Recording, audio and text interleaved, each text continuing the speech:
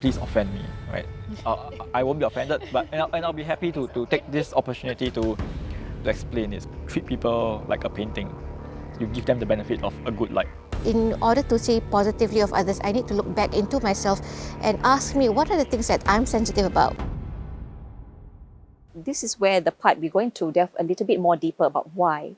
Why are these happening? What are the factors that trigger and let people react certain ways or people make certain remarks? So if you can start with DJ. I mean, you've talked about this issue about people judging atheism as a group with who's immoral, a group with it's all the cause of secularism, and then you also mentioned about several stereotypes that people had about atheism. What do you think are the causes of this? So when religious leaders talk about the us versus them, they are quite clearly trying to rally their followers to in solidarity, right, against the them, right?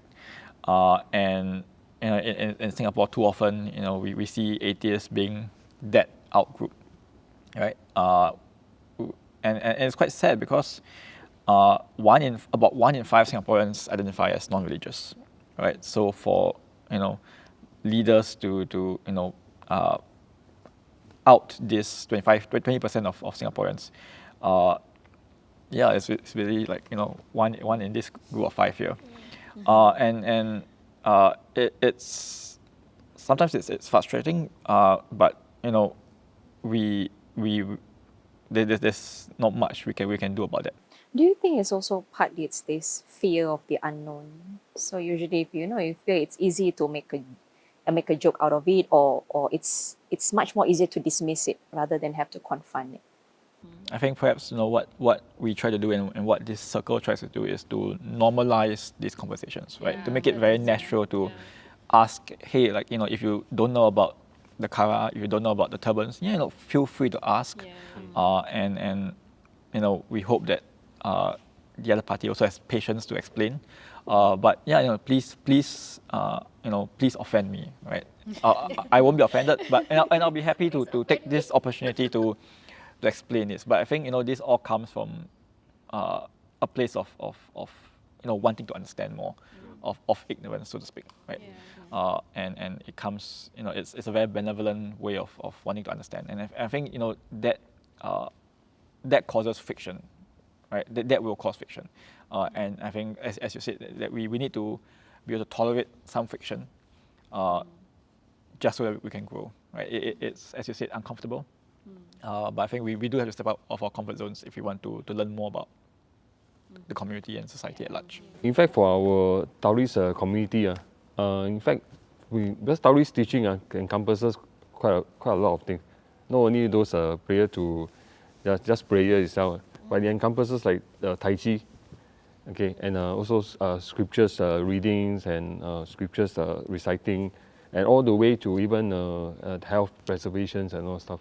So to a certain extent, the past few years, I mean, in the Taoist community, we have we glad that actually we organize a lot of this activity, in particular like Tai Chi Chuan.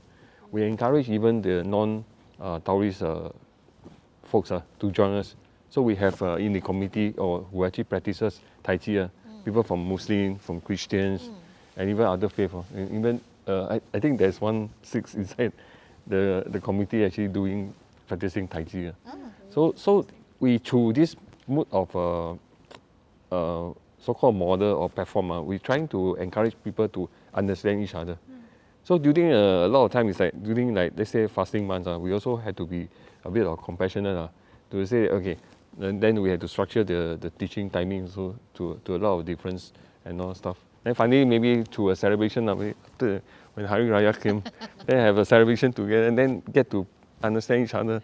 Then your side also can share what the significance of fasting and what the significance of finally the Hari Raya. Exactly. There are a lot of people up to today are still mistaken Hari Raya as your New Year. Malay New Year. Yes. Yeah. I personally feel that if you want to know how to move forward, we need to look back first. Like what you said, right, DJ, just now about putting or seeing others in the good light and not suspecting anything negative of them.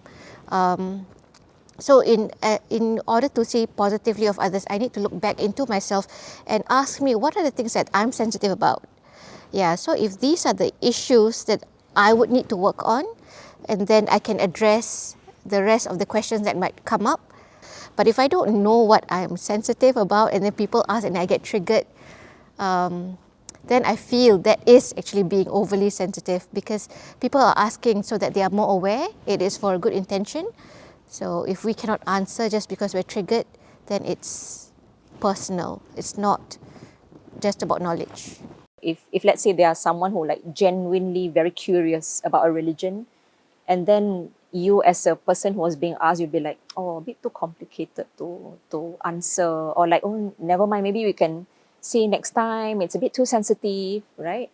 It's either that, or someone who has a genuine question, but he or she actually feels that, never mind, I just let it pass lah, I'm not so sure, maybe too sensitive. Yeah, what are your thoughts? Have you had those kind of experiences? That's quite curious, because so I was just meeting a friend over dinner, and we were talking about life and work and such, and they asked me this question. So as a non-religious person, what does it mean to be a good person? And I was quite surprised at the question. This sometimes requires a certain level of introspection, and in particular, what does goodness mean in the absence of faith, in the absence of religion, right?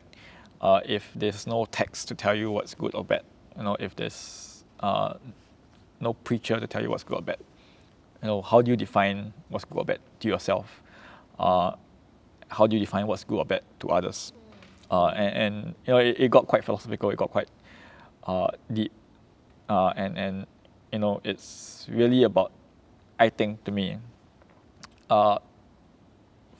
satisfying yourself, that you feel comfortable being who you are, you feel comfortable representing your identity, and you are able to fulfill your roles, as a parent, as a child, as a co-worker, as a sibling.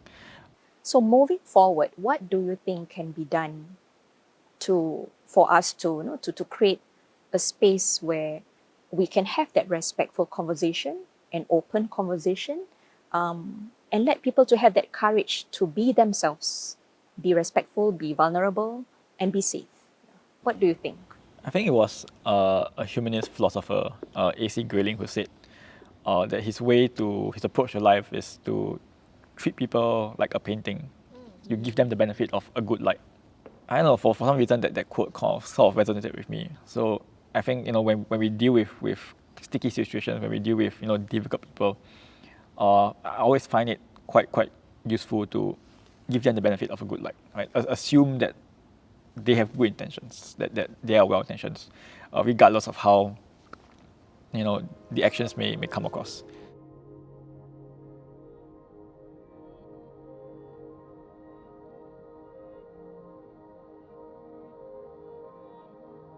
Have you experienced something similar?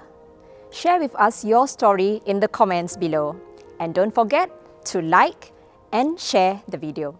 Click the subscribe button below to follow our conversation.